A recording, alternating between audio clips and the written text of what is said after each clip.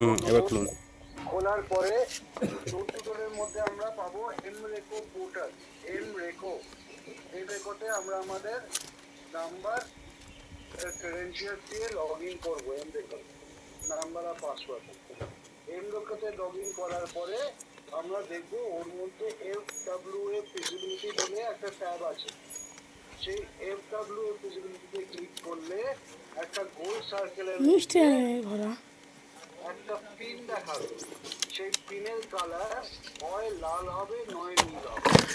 যদি লাল হয় সেই পিনের কালার, তার মানে হচ্ছে আমরা ওখানে আমাদের ওয়াইফাই দিতে পারবো, কারণ সেটা হচ্ছে এরিয়াটা হচ্ছে ফিজেবল। আর যদি নীল হয় তার মানে এরিয়াটা ফিজেবল না, আমরা দিতে পারবো না। কিন্তু ওই পিনটাকে সরানো যায়। আমরা পিনটাকে সরিয়ে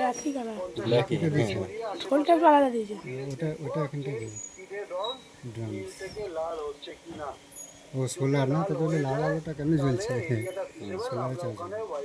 ঠিক আছে, এটাকে বলে ফিজিবিলিটি চেক। টেস্ট করে নিজে দেখতে হয় নাকি বাজিয়ে? ছবিটা তুলে নিচ্ছি। এমনি ফিজিক্যালি তো কোনো ড্যামেজ ঠিক আছে, ট্যামেজ নেই, ঠিক আছে। সবাই বুঝতে পেরেছো কি করে ফিজিবিলিটি চেক করবে একটা এরিয়া? হ্যাঁ।